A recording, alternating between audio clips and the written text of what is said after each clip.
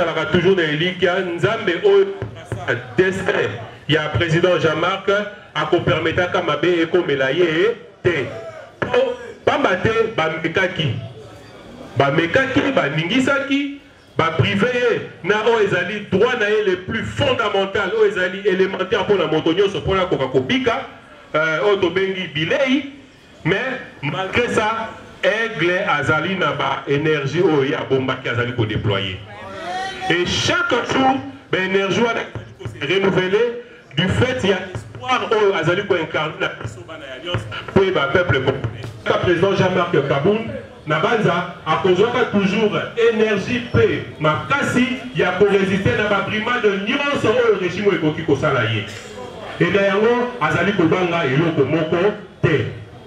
Et tout le temps que ça prendra, rassurez-vous que Eloko Yamabe Komela été, mais ceux qui permettent de tenir en témoin, monsieur Tshisekedi, parce que Yende Motoatia qui est Kuna. Mais Mansoya Lobaki, na Banzana, na Tango Lokola ici et les Kaki, Manso Makoki Samaki. Et na Katia.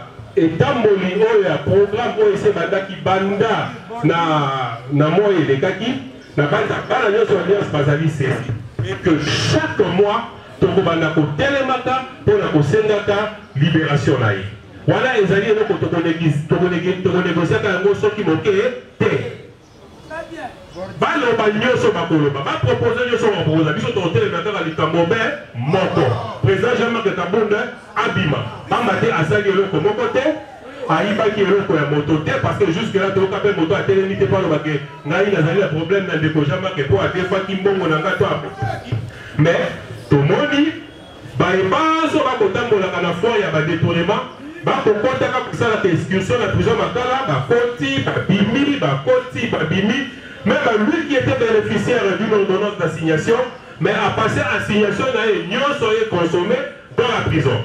Et cet état des choses, nous, ça ne nous ébranle pas et ça ne nous étonne pas. Peut-être qu'on va faire pas matin, on a tellement dit qu'on a vu sur le coup la Pongo, on a Jean-Marc Kaboun, a commenté toujours les colos. Tant que nous ici la carte ya badroit aux alliés ailleurs, pas matin, na minute on peut s'occuper de l'hôpital de Mamalamu. Statut na la carte ya prison des alliés nini. Parce que prisonniers on va condamner, va notifier. Ce qui peut alliés nous prévenir, procédure étant molaka. Mais la situation est ailleurs, bokaniye, dans une condamnation au opinion publique, à mon tête, pour aucun à sa monocola, et puis moi le col à moi à prophétie, mais biso tokolemba te pe tokotika te kopamba te na bango nyonso bazali kosala misala ya politique libanda bayebi ete bongo evandi kuna elikia ya congolais evandi na prison bakangaka moto bakangaka vision na ye te nakandela nalobi boye bakangaka moto me bakangaka vision na ye te. Jean-Marc Kaboun azali pepe. Et mon pepe là est retourné balalaka na kimia te. À chaque fois que likambo koki kosalama, il faut pas revoir situation ya Kaboun des alinini. To sala nini? To bimisa ye akoyindisa. To bimisa ye te bato bakozinga ye. Mais biso tozali pio. Tozali kimia. Tolobi ete soki bango babimisi ye te. Pamba te bakanga qui est injustement. Alors, ba corriger makambo bango basalaki, ba pesa biso abima, si ma ye azonge la biso awa. Asolo la biso ozali ba collaborateur na ye, tofoka ko analyser situation wana. Et condition la biso ya mibale ezali, soki abimi, ba ye la biso terme de référence. Terme de référence est nikoloba. Toye batozali kokuta na poto solola nini pepona nini. Pour la cohésion, ce sont des concepts que nous pouvons aussi facilement.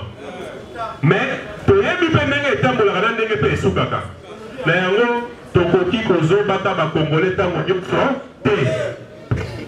Toye bike tango makambane bandaka, boye bapeke bato na solo kana cesse avec ba ficelle de balobaka. Ba tireur de ficelle bazali. Pour ceux qui lui soleil, c'est qui est bima. Dans le lego, puis on va être et c'est qui va mettre pour pousser chaque formation autocorps politique. C'est ça la proposition. Mais on est dit que dans la poisson, total, ma beza liboso. Pour me faire le quoi, il y a ici à Kangina, le mapapou nae. Avant de dire que alors dit, bon ça la manche au bureau de Toki Kosala. Là, ils sont qui n'activité. Ban alliance fait à côté les matés, ban alliance fait à soutenir les locaux wanaté. Mais ceux qui payent nos abimi, Tokota là, tous à consoler, est-ce que l'intérêt à Congolais est est-ce que pour qui bien les zonga et c'est là qui n'a plus autant de temps sur là, c'est là qui n'a pas bazali ko kambano école na lolengo ya mato biso tozali komona ba mais ma biso na lolengo ya kozoba biso ça fait bango bandeki. Tout ça là sera analysé au peigne fin de baloba.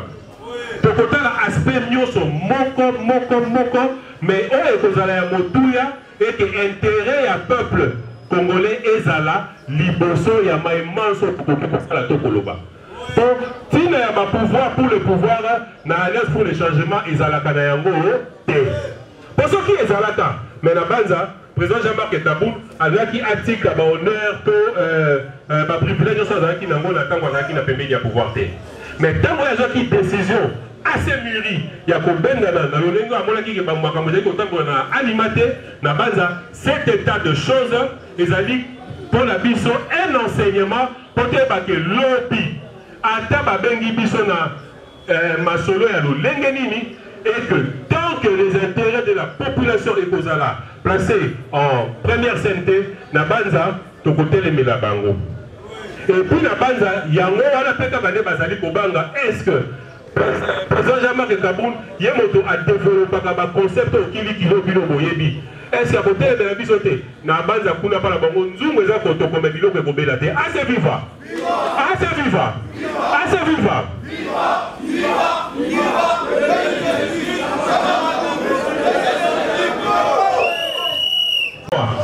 Pour qu'on ait là-bas activité politique. Le temps là, le mois passé, tout ça qui marche.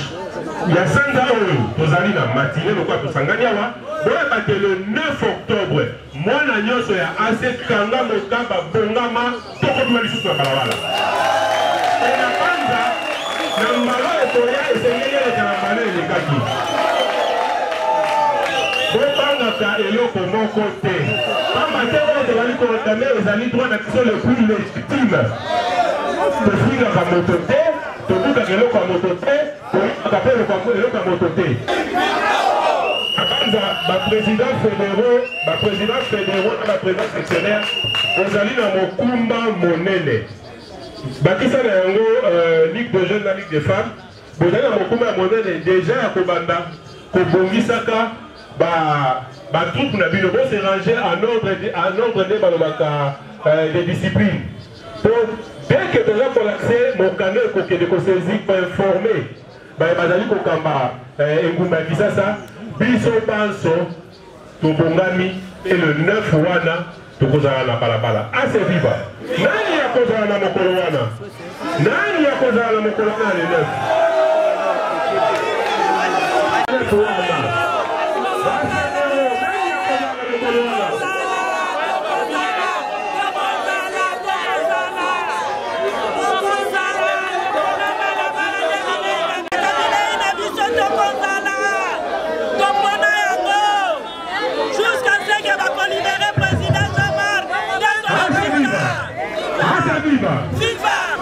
à partir de awa tozali kopesa matondo mingi na service nyonso ya organisation ya matinée politique na biso na pesi matondo mingi la présence ya madame la vice-présidente du parti a honoré biso na pesi matondo mingi la secrétaire générale pe elongo na banationaux na ye. S'il vous plaît.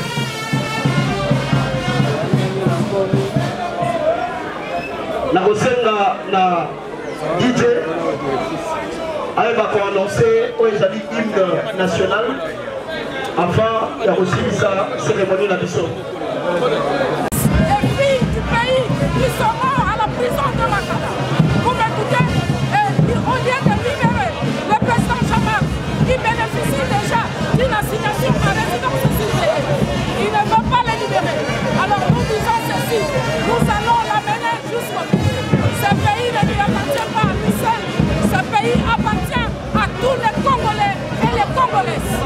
Alors nous avons dénoncé ça. Et nous envisageons les actions de grande envergure aux jours à venir. C'est-à-dire que le 9, nous allons faire des actions de grande envergure pour exiger la libération sans condition de notre président Jean-Marc Kabund qui a justement la place de Makala par ce régime totalitaire, ce régime de domination. Parce que nous le savons, si le malheur arrive dans notre président Jean-Marc Kabund, ça sera sur la tête de M. Félix Tshisekedi Tshilombo. Parce qu'il y a notre tête la présidence de Makala. Mais ça va nous toucher. Parce qu'il y a une monde dans le monde, tout le monde va libre. Le président Jean-Marc Kabund a eu peur, a donné peur, parce qu'il est président de Makala, c'est pas de la Kutamba.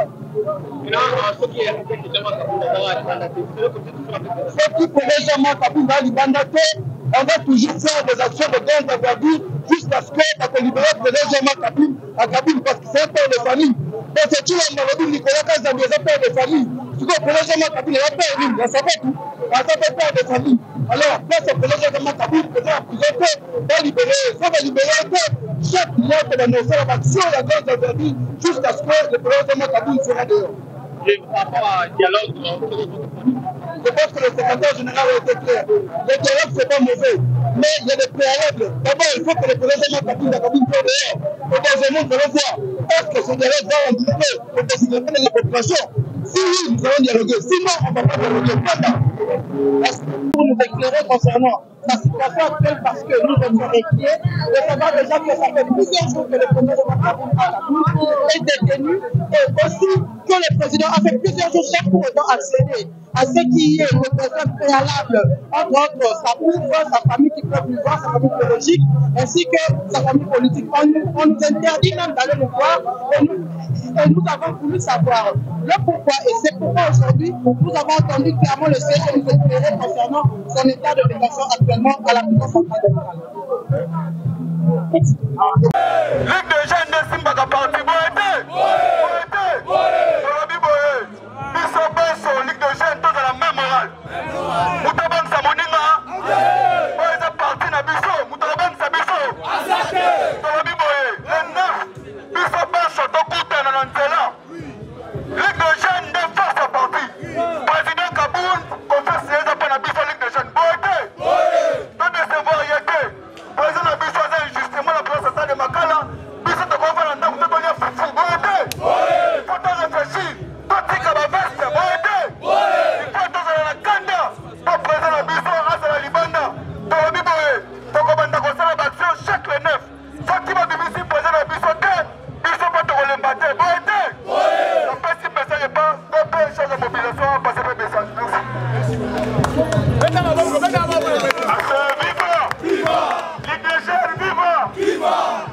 En tout cas, on a sepeli la mobilisation de la Ligue des jeunes, appel au Salaki Boye, il y a Mingi. Mingi a colonisé et Zaka Tozobunda pour président la mission à Zalakibanda, Wazali, la prison centrale Makala, injustement.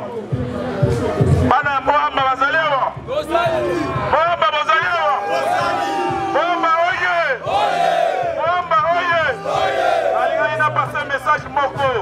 Le président national de la mission est parti à Salaki terrain Morona Kingaboua.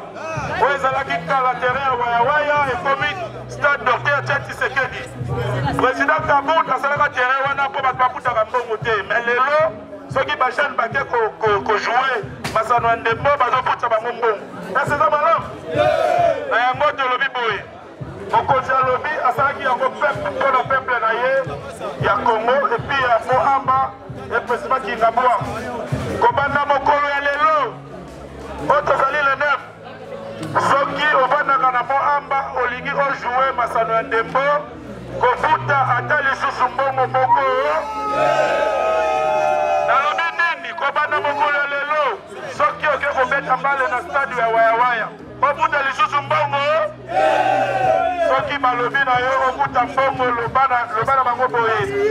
Président Kabound apesi Eric Lubanza ingisa alobi na ye aza charge ya makambo yango na yebisi bino oyo nyonso kosala mbongo okomisa message epai ya ngai Eric Lubanza komisa tokozela yango solution eza boye te tosengi kimia maye na ye tokomi na ye posa abima libanda place azali abomi na yango te ayibi te abomi mutu te adetourne kanyaka ya mboka te me tomoni azali prive ya makambo nyonso oyo etali si prive